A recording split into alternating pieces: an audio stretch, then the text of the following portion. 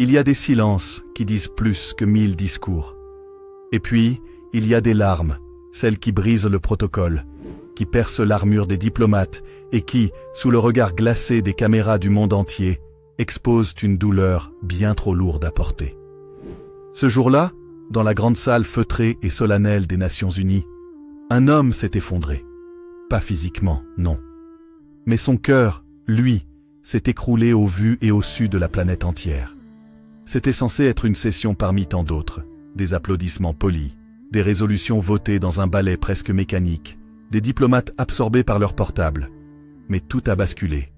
Quand l'ambassadeur palestinien a pris la parole, le monde s'attendait à des mots fermes, peut-être des reproches diplomatiques, au pire un ton indigné. Personne ne s'attendait à le voir trembler, à le voir lutter pour retenir des sanglots qui finirent par éclater. Impitoyable. Ces mots ont alors frappé la salle comme un coup de tonnerre. Certains représentants se sont figés, d'autres ont détourné les yeux, gênés. Mais il était trop tard, la vérité venait d'éclater, brute, nue, sans la moindre barrière protocolaire. Alors, qu'est-ce qui a bien pu pousser ce représentant, formé aux arts de la retenue, à craquer ainsi? Quelle pression, quel secret, quels drames personnels ou nationaux ont pu se mélanger dans son âme au point de faire exploser son masque diplomatique? Aujourd'hui, je t'emmène au cœur d'un récit fascinant. Un récit où s'entrelacent géopolitique, douleur ancestrale, tragédie humaine et parfois quelques éclats d'espoir. Nous allons plonger ensemble dans les coulisses de cette scène qui a marqué l'ONU, pour comprendre non seulement pourquoi l'ambassadeur palestinien a craqué, mais aussi pourquoi cela devrait tous nous concerner. Toi, moi, le monde entier. Avant de commencer, si tu aimes ce genre d'enquête palpitante, où l'on démêle l'émotion brute des non-dits diplomatiques, n'oublie pas de t'abonner à la chaîne, d'appuyer sur le petit pouce bleu et d'activer la cloche. Parce qu'ici, on explore l'actualité comme tu ne l'as jamais vue, avec du cœur, des frissons et une quête constante de vérité. Prends une grande respiration. Accroche-toi. On commence maintenant. Le ciel au-dessus de New York, ce matin-là, était d'un gris laiteux. Une lumière terne baignait les immeubles, donnant à la ville un air figé, comme si elle retenait son souffle. À l'intérieur du bâtiment majestueux des Nations Unies, les couloirs étaient déjà en ébullition. Attachés diplomatiques, traducteurs, journalistes, tous se croisaient, portés par une agitation familière. Une assemblée plénière était toujours un petit théâtre où chacun jouait son rôle à la perfection. Et dans ce ballet bien huilé, nul ne se doutait que la représentation du jour allait se transformer en drame poignant, dévoilant la fracture la plus profonde du monde contemporain. La grande salle de l'Assemblée générale est une sorte de sanctuaire moderne. Des rangées infinies de pupitres, des micros élégants, des écouteurs pour la traduction simultanée, et ces imposants drapeaux de chaque nation dressés comme des témoins muets des passions humaines. Ce matin-là, l'ordre du jour mentionnait un point sur la situation humanitaire au Moyen-Orient, notamment en Palestine. Une formulation presque anodine, administrative, qui masquait la violence des réalités sur le terrain. Dans les tribunes réservées au public et aux médias, des murmures circulaient déjà. Certains savaient que la nuit précédente, un bombardement avait frappé un camp de réfugiés à Khan Younes, laissant derrière lui un champ de ruines et des corps d'enfants encore tièdes. Les caméras étaient braquées, les journalistes polissèrent leurs tweets à l'avance, prêts à dégainer des extraits pour les réseaux sociaux. Une couverture médiatique banale, jusqu'à ce qu'un homme entre dans la lumière. L'apparition de l'ambassadeur palestinien. Quand l'ambassadeur palestinien, Riyad Mansour, gravit les quelques marches menant à la tribune, on put remarquer qu'il était un peu plus raide qu'à l'accoutumée. Cet homme, pourtant rompu à l'art des discours, portait aujourd'hui une fatigue inhabituelle sur son visage. Son regard semblait traverser la salle sans vraiment la voir. Il prit une grande inspiration, ajusta son micro et salua la présidence, comme le veut l'étiquette. Puis il ouvrit son dossier noir, bourré de papiers, de notes manuscrites, de coupures de presse et sans doute de quelques photos qu'il aurait préféré ne jamais montrer. « Monsieur le Président, Excellence, chers collègues », sa voix tremblait légèrement. Dans le protocole, on note tout, même ses failles minuscules. Les observateurs les plus expérimentés, surtout ceux des services de renseignement postés pour scruter les réactions adverses, surlignent ce genre de détails. Sujet émotif, fragile, possible perte de contrôle. Mais ce qu'aucun rapport n'aurait pu anticiper, c'est à quel point la digue allait rompre. Il commença par égrener des chiffres. Toujours la même mécanique. Victimes civiles, hôpitaux débordés, écoles frappées, résolution restée lettre morte. Mais très vite, sa voix changea. Moins académique, plus basse, presque étranglée. Il sortit alors une feuille froissée. Dessus, un dessin d'enfant. On vit distinctement le crayonné maladroit d'une maison sous un soleil jaune avec 3 petits bonhommes qui se tenaient la main. C'est le dessin de Youssef.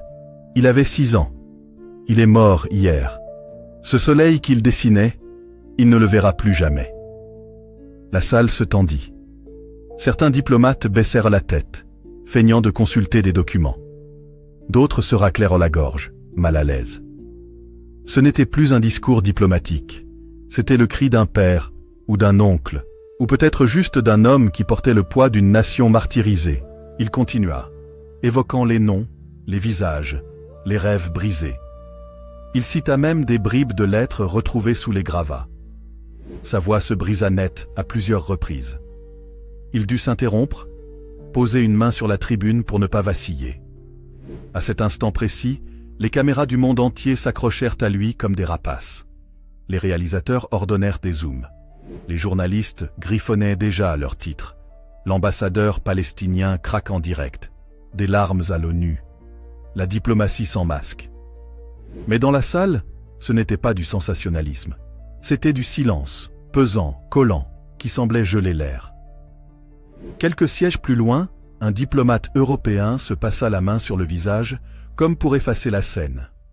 Un autre, du côté sud-américain, serrait ses doigts si fort que ses jointures blanchissaient. Et l'ambassadeur reprit, d'une voix qui n'était plus qu'un souffle, « Je viens ici chaque semaine, je parle de cessez-le-feu, de solutions à 2 États, de conférences de paix. Mais pendant ce temps, mon peuple meurt. Je suis fatigué de vos résolutions. Je suis fatigué de vos condoléances. » Ses yeux s'embuèrent, puis 2 larmes roulèrent lentement sur ses joues. Il essuya nerveusement son visage, mais ce geste le rendit encore plus vulnérable. Il ne contrôlait plus rien. L'ambassadeur resta muet plusieurs secondes, incapable de poursuivre. On entendait presque battre son cœur, tant le silence était dense. Puis, contre toute attente, il sortit de sa poche une petite chaîne argentée, au bout de laquelle pendait un minuscule pendentif. Il le tint haut, comme pour le montrer à la salle entière. « C'était à ma fille. Elle l'a perdue quand on a fui notre maison.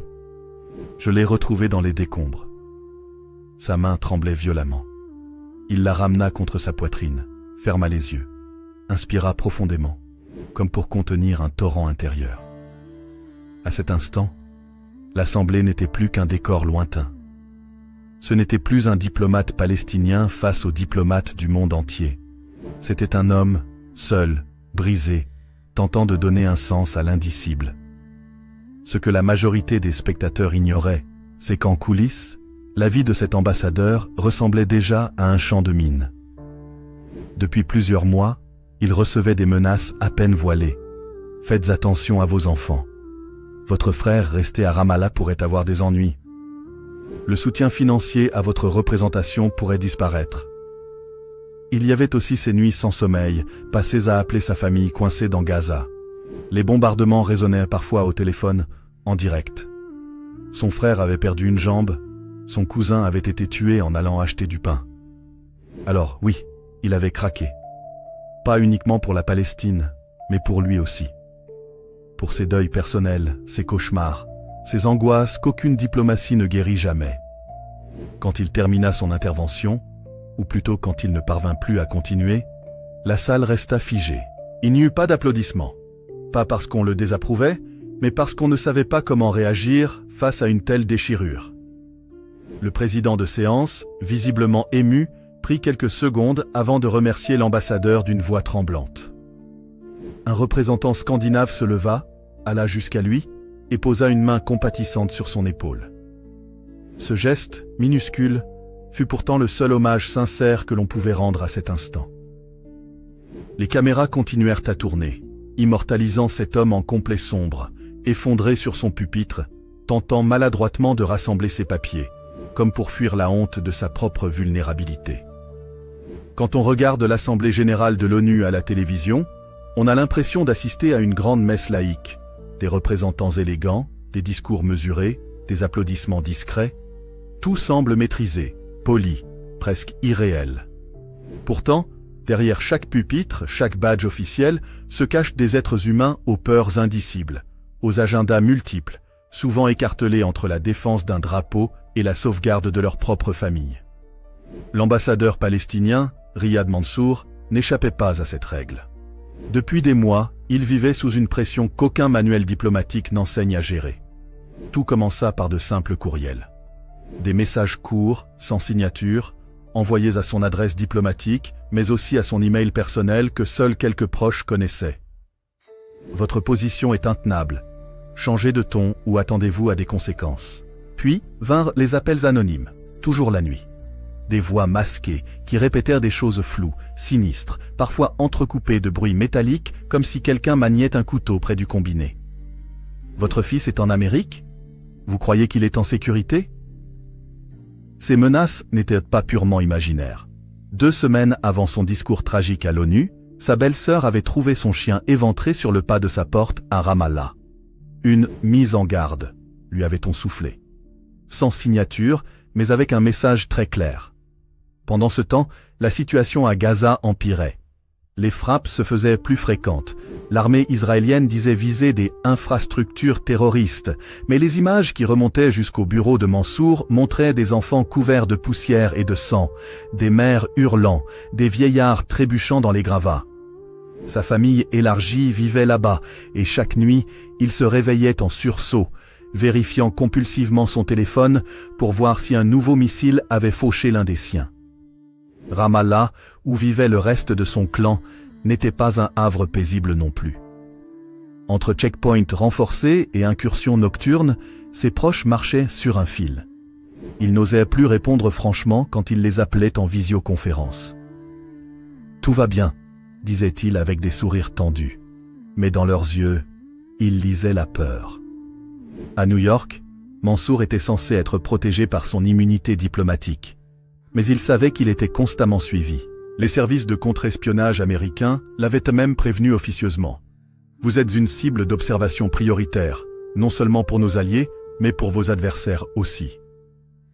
Il y avait eu cet incident troublant, 2 mois avant son discours à l'ONU.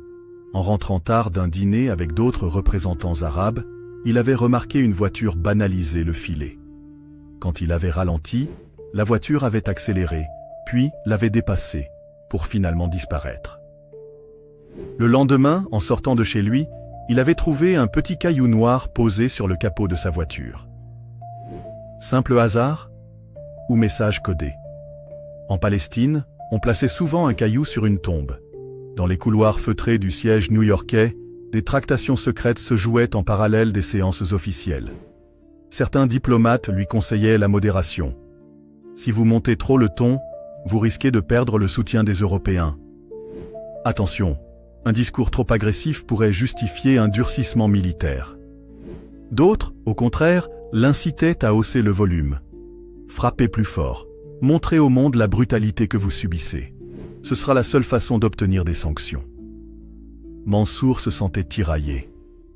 Dans les ascenseurs vitrés du building, il se retrouvait parfois coincé entre un représentant du Qatar qui l'exhortait à dénoncer un génocide en marche et un diplomate français qui plaidait pour un langage plus diplomatique afin de ne pas froisser certains partenaires. Il savait qu'au moindre faux pas, les financements pour les écoles et les hôpitaux palestiniens pouvaient être suspendus, que des visas pouvaient être révoqués, que des vies pouvaient être brisées. Dans ces moments de doute, il repensait souvent à son père, un vieux professeur d'histoire, mort depuis 5 ans. Son père avait été un militant inflexible qui organisait des cercles de poésie à Naplouse pour garder vivante l'âme du peuple palestinien. Riyad, la seule chose qu'ils ne pourront jamais nous enlever, c'est notre dignité. Même si on vit sous tente, tant qu'on tient tête, on est debout. Mais son père n'avait pas connu les menaces sur WhatsApp, Les pressions économiques internationales, la terreur constante de voir son fils à l'étranger subir un accident. Riyad se demandait souvent ce que son père lui conseillerait aujourd'hui. « Tiens bon, mon fils », imaginait-il. Mais parfois, seul dans son bureau, il n'entendait rien d'autre qu'un silence angoissant. 2 jours avant son discours, Riyad reçut un dossier confidentiel par une source qu'il connaissait depuis des années au sein même de l'ONU. À l'intérieur, des photos satellites, des écoutes interceptées, des rapports médicaux, des preuves accablantes sur l'usage supposé de munitions controversées dans un quartier densément peuplé de Gaza, des enfants mutilés, des femmes brûlées vives. La source avait murmuré, en lui tendant la pochette, « Ce que tu t'apprêtes à dire va changer ton destin, Riyad. Assure-toi que tu es prêt à vivre avec les conséquences. » Ces documents pouvaient en faire l'effet d'une bombe diplomatique. Mais ils pouvaient aussi signer la fin de sa carrière, ou pire, le condamner à devenir un paria, un homme pourchassé, instrumentalisé, menacé sur plusieurs fronts. La veille de l'Assemblée, il resta éveillé jusqu'à l'aube, retravaillant son texte sans cesse. Il écrivit des passages enragés, qu'il ratura presque aussitôt. Il rédigea des appels au secours, qu'il jeta à la corbeille. Il se surprit même à griffonner un court poème en arabe sur le dos d'un dossier officiel, un cri du cœur pour sa petite fille disparue, qu'il n'osa finalement pas intégrer au discours. Quand le soleil se leva sur l'East River, il s'habilla machinalement, noua sa cravate en tremblant légèrement. Dans le miroir, il se trouva vieilli, épuisé, vidé. Ce matin-là, en entrant dans le hall majestueux de l'ONU, il reçut un dernier message sur son téléphone. Numéro inconnu. Texte lapidaire. Souviens-toi, tes proches comptent sur toi pour rester prudent. Ne franchis pas la ligne. Il ferma les yeux, inspira profondément et rangea son portable. Trop tard pour reculer. Il savait qu'aujourd'hui, il ne parlerait pas seulement en tant qu'ambassadeur. Il parlerait en tant que père brisé, frère inquiet, fils endeuillé et surtout, voix écorchée d'un peuple qu'on tentait de réduire au silence. Ainsi, tout s'imbriquait, les menaces reçues nuit après nuit. Les corps de ses cousins retirés des décombres. Les pressions diplomatiques, subtiles mais implacables. La mémoire de son père qui lui soufflait de ne jamais baisser la tête. C'est cette accumulation infernale qui rendait son discours inévitable et son craquement prévisible. Quand il monta sur l'estrade de l'ONU, il portait sur ses épaules bien plus qu'un drapeau. Il portait des tombes, des photos d'enfants, des lettres d'adieu écrites à la hâte dans des caves, et un pendentif minuscule, rescapé d'un chaos que même la diplomatie n'arrivait plus à masquer. Depuis l'extérieur, le siège des Nations Unies à New York ressemble à un sanctuaire de la paix. Des drapeaux multicolores claquant au vent, des façades vitrées reflétant le ciel, des visiteurs enthousiastes qui se prennent en photo près des statues. Mais à l'intérieur, derrière les portes capitonnées des bureaux et des salons privés, se joua des drames autrement plus sombres. Ici, chaque sourire, chaque poignée de main, chaque phrase est une arme soigneusement affûtée. Les grandes puissances y manœuvrent comme des joueurs d'échecs cyniques, avançant des pions humains sur un échiquier mondial, peu importe si ces pions saignent ou pleurent. Riyad Mansour le savait depuis qu'il exerçait cette fonction. Mais ce qu'il ignorait, c'est à quel point, cette fois, il allait devenir le pion central d'une partie qui le dépassait. Quelques jours avant son discours, il avait reçu la visite discrète d'un émissaire d'un pays du Golfe, traditionnellement soutien de la cause palestinienne. Un entretien soi-disant amical, autour d'un café turc servi dans des tasses dorées. « Excellence, soyez prudent. Trop d'émotions pourraient nuire à notre stratégie commune. Gardons un ton modéré, pour convaincre l'Occident de nous soutenir davantage. » Puis, comme en passant, l'émissaire avait laissé entendre que certains projets d'aide économique, des millions de dollars pour reconstruire des écoles à Gaza, pourraient être ralentis si la ligne du discours devenait trop agressive. Le lendemain, c'est un diplomate européen influent qui le convoqua dans un petit bureau neutre. « Monsieur l'ambassadeur, nous comprenons votre douleur. Mais souvenez-vous, la stabilité régionale prime. Si vous criez trop fort, certains pays vont suspendre leur participation aux fonds humanitaires. Nous voulons aider les civils. pas alimenter la tension. Un message hypocrite. On ne parlait plus vraiment de sauver des vies, mais de sauver des équilibres géopolitiques. Pendant que des enfants se vidèrent de leur sang, des diplomates comptaient les points d'influence sur la carte du Moyen-Orient. De l'autre côté, certains lobbies pro-israéliens à Washington faisaient filtrer des menaces bien plus directes. Des dossiers étaient déjà prêts, le visant personnellement, mêlant accusations douteuses de soutien indirect à des organisations radicales, vieilles photos sorties de leur contexte, extraits de discours détournés. Un mot de travers, et votre statut diplomatique pourrait être réexaminé. Mansour savait que ce n'était pas que du bluff. En coulisses, il existait des campagnes entières de désinformation, prêtes à salir son nom, à détruire sa crédibilité dans les médias internationaux. À Washington, la question palestinienne était un sujet brûlant, instrumentalisé à chaque échéance électorale. Certains think tanks poussaient pour un soutien absolu à Israël, coûte que coûte. D'autres, plus modérés, tentaient d'imposer l'idée d'un équilibre. Mansour, dans son petit bureau new-yorkais, recevait des notes quasi quotidiennes des observateurs arabes basés à D.C. Le département d'État surveille chacun de vos mots.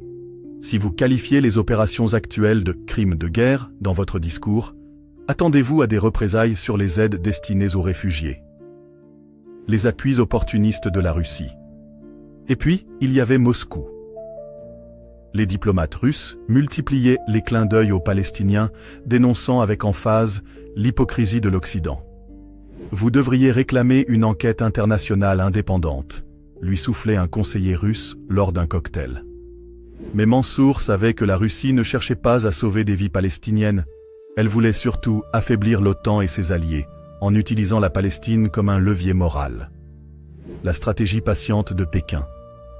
La Chine, quant à elle, restait silencieuse en façade, mais ses émissaires multipliaient les rencontres discrètes. Nous souhaitons la stabilité, Excellence. Vous pouvez compter sur nous pour bloquer certaines résolutions hostiles. En échange, rien n'est gratuit dans la diplomatie mondiale. Pékin attendait simplement de se constituer un capital de sympathie dans le monde arabe pour ses propres routes de la soie. Pris dans cette toile d'araignée géopolitique, Riyad ne dormait plus. Il faisait semblant, pour ses collaborateurs, de garder la tête froide. Mais chaque nuit, il se réveillait en sueur, le cœur battant la chamade, hanté par des visages d'enfants recouverts de poussière. Il notait tout dans un petit carnet noir qu'il cachait dans le tiroir de son bureau. Si je parle trop, je risque de perdre le peu que nous avons obtenu. Si je ne parle pas, je trahis les morts. Suis-je encore un homme ou juste une marionnette ? Les cauchemars étaient presque toujours les mêmes. Il se retrouvait devant la tribune de l'ONU, ouvrait la bouche pour parler, et aucun son n'en sortait. Autour de lui, les diplomates ricanaient. Leurs visages se transformaient en crânes grimaçants, des flammes léchaient les drapeaux, et les micros fondaient comme de la cire. Il se réveillait en sursaut, attrapant son pendentif, comme pour vérifier qu'il existait encore. Parfois, pour ne pas sombrer, il se réfugiait dans des souvenirs plus heureux. Sa fille, sur une plage de Jaffa, courant après des mouettes, son père, le visage ridé, lui racontant l'histoire du poète Mahmoud Darwich. « Écris, mon fils. Même quand tu n'as plus rien, tu as tes mots. » Mais ses souvenirs finissaient souvent par le torturer encore plus, parce qu'il soulignait ce qu'il avait perdu, ce qui ne reviendrait jamais. Ce que Riyad ne sut qu'après, c'est que son discours était déjà instrumentalisé avant même qu'il ne le prononce. Des médias proches de certains gouvernements avaient été alertés à l'avance pour capter son intervention, la diffuser en boucle, la découper en extraits chocs. Des hashtags étaient prêts à être lancés sur Twitter, par des armées de comptes pour orienter la narration. Certains cherchaient à faire de lui un héros tragique, martyr des Nations Unies. D'autres voulèrent le présenter comme un agitateur irresponsable, un obstacle à la paix. Son craquement n'était pas qu'un accident humain. C'était devenu, malgré lui, un épisode monétisé, instrumentalisé, recyclé en images virales pour servir des causes qu'il ne contrôlait plus. La veille de son discours, il se tint longtemps devant la fenêtre de son appartement new-yorkais, regardant les lumières de la ville qui pulsaient comme un cœur géant. Il se demanda s'il avait encore la force. Il pensa même, un court instant, à tout arrêter. à écrire une lettre de démission, à disparaître quelque part en Amérique du Sud.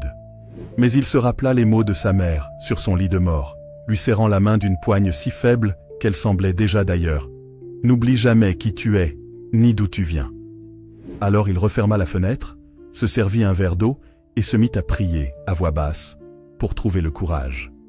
Ainsi, tout se mettait en place.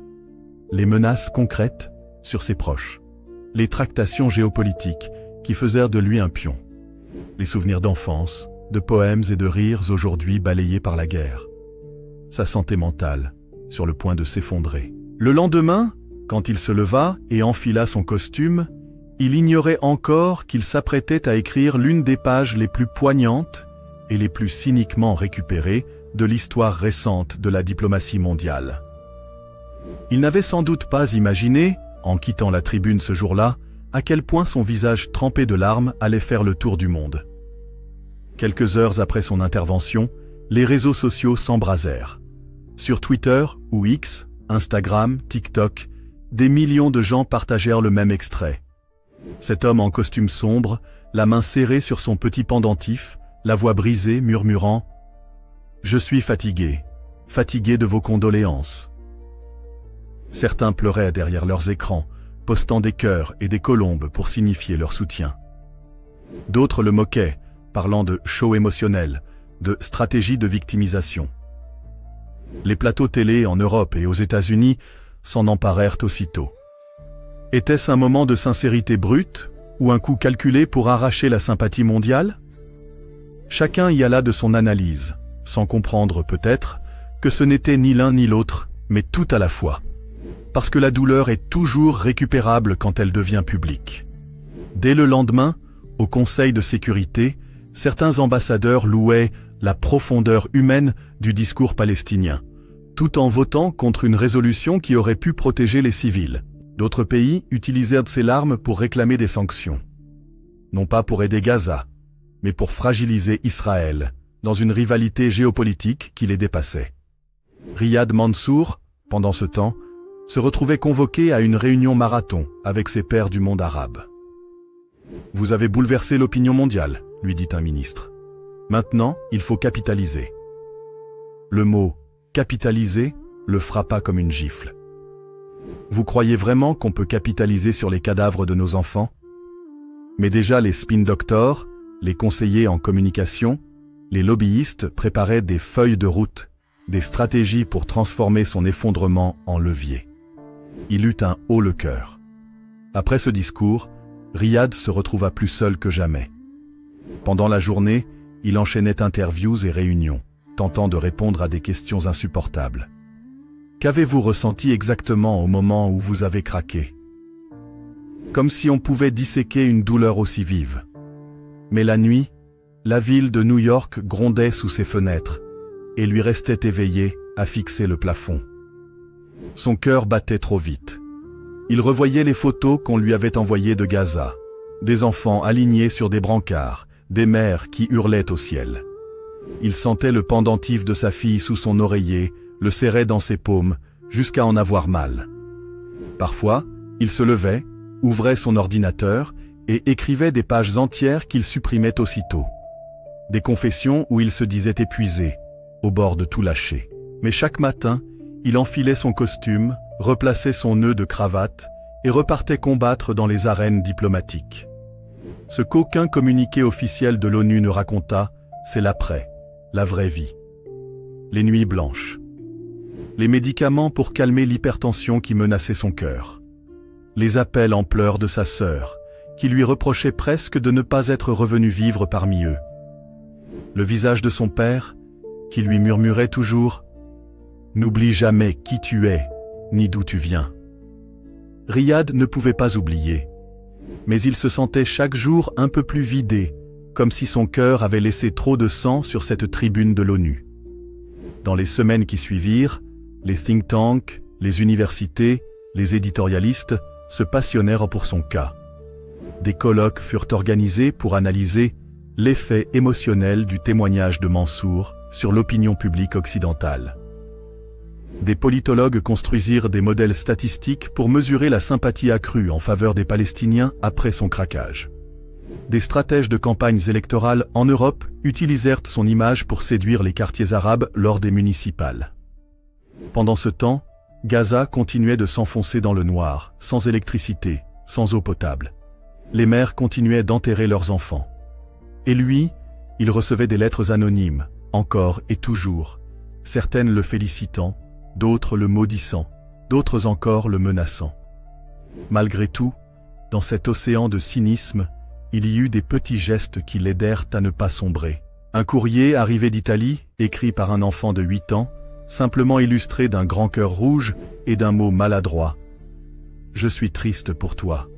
Je prie pour ta famille. » Une vieille dame new-yorkaise l'attendit un matin à la sortie de son immeuble, lui tendit un muffin encore chaud et dit, d'une voix tremblante, « Je ne peux rien faire pour la Palestine, mais je peux vous dire que votre douleur n'est pas invisible. » Ces instants minuscules, Riyad les recueillait comme des perles rares. Il ne pouvait rien contre les bombes ni les manigances diplomatiques, mais il prouvait qu'il restait, quelque part, une étincelle de compassion humaine. Le crépuscule d'un homme et l'aube peut-être d'une conscience collective, son corps finit par lui réclamer son dû. Quelques mois après ce discours resté célèbre, il dut être hospitalisé pour un épuisement sévère. Les médecins lui parlèrent de stress chronique, d'hypertension hors de contrôle. « Vous devez ralentir », ordonnèrent-ils. Mais comment ralentir quand votre peuple crie sous les décombres? Comment dormir paisiblement quand des visages d'enfants vous fixent derrière vos paupières closes? Depuis, il continue malgré tout. Plus doucement, plus fragile, mais toujours debout. Parce qu'il n'a pas le choix. Il est devenu un symbole malgré lui. Et c'est peut-être le drame ultime, quand la douleur personnelle se transforme en drapeau que d'autres agitent, sans toujours respecter le cœur qu'elle a brisé. Au fond, l'histoire de Riyad Mansour n'est pas seulement celle d'un homme qui a craqué à l'ONU. C'est celle d'un monde où les grandes institutions, censées incarner la paix, se transforment parfois en théâtre d'ombre, où la souffrance est instrumentalisée, monnayée, recyclée pour des objectifs froids. C'est aussi un miroir tendu à nos propres consciences. Nous, qui regardons des vidéos sur nos téléphones, essuyons une larme, puis passons au clip suivant. Nous, qui likons un post, croyant avoir fait notre part. Nous, qui finissons par oublier. Pourtant, quelque chose de son histoire reste gravé, même inconsciemment.